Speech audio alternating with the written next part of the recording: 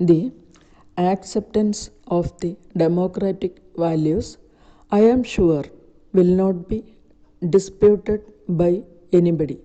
But in actual practice, only difficulties arise and pose a serious problem.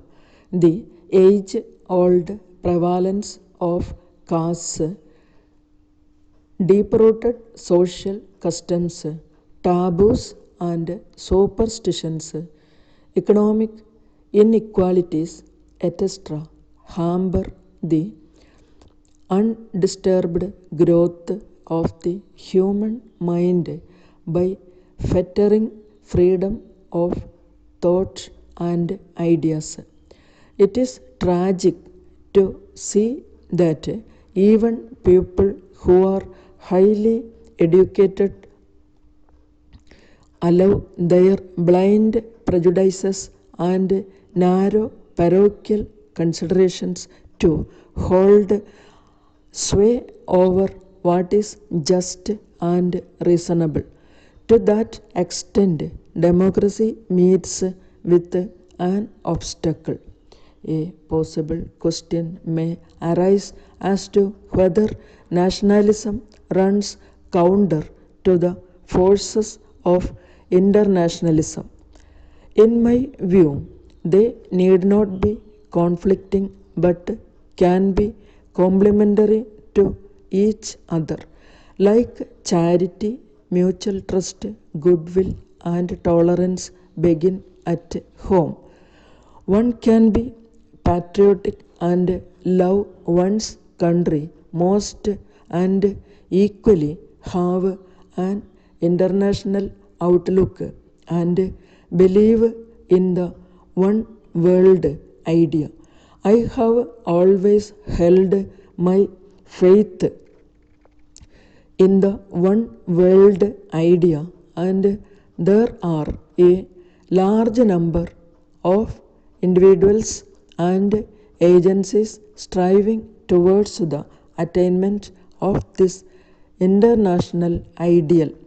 What the visionaries picture as an integrated one world where everything would be distributed equitably among all the people residing in the globe may be the ideal. Nevertheless, the fact that the world is one and every country and individual has a vital interest in its progress and all nations are mutually dependent becomes amply clear when we study the working of the United Nations. If it were not for this firm belief in international peace and universal prosperity, nations both in the East and West, in spite of their ideological conflicts, would not have wholeheartedly extended their helping hand to the United Nations in its different spheres of activities. We in India have given our unstained cooperation to the United Nations in fulfillment of its objects. It is our sincere belief that problems which often bring the world to the brink of war could be resolved only by peaceful means, and threat of violence or actual use of force would only add bitterness and created further tensions.